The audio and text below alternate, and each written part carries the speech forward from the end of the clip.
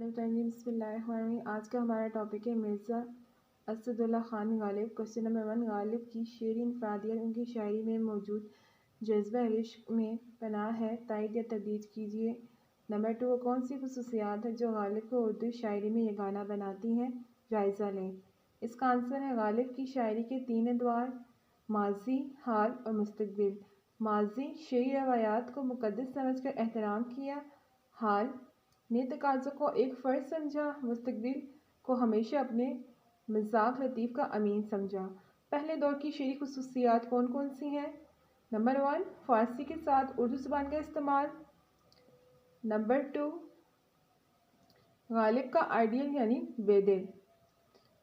دوسرے دور کی خصوصیات کون کون سی ہیں؟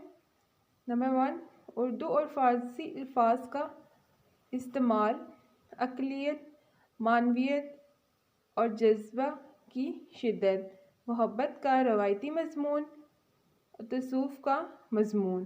تیسرے دور کی خصوصیات، مخصوص مزاج کی شاعری، انوکھی اور منفرد اسلوب کی شاعری، سادہ الفاظ کا استعمال، اردو لغت کا استعمال، تشبیہات و استعارات کے استعمال، نازک خیالی، تازگی کا عنصر۔ نمبر 4، غالب کا تصور عشق، عشق اور حسن کا اکٹھا استعمال، نقصہ حمیدیہ۔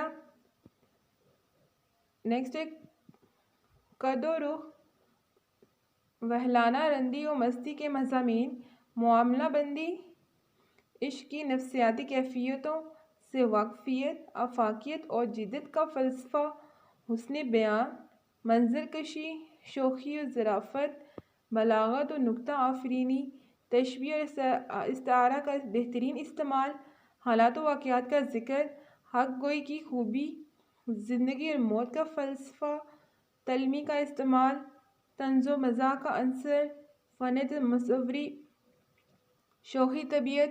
محبوب ایک جاندار انسانی شخصیت ہے، نہ کہ محض حسین نقش۔ یہ جتنے پوائنٹس میں نے آپ کو بتائے یہ دونوں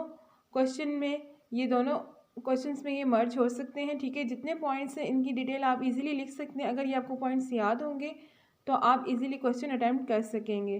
ان دونوں کوشچن میں سے کوئی بھی کوشچن اگر پیپر میں آ جاتا ہے تو آپ یہ سارے پوائنٹس اس میں انکلوڈ کر سکتے ہیں۔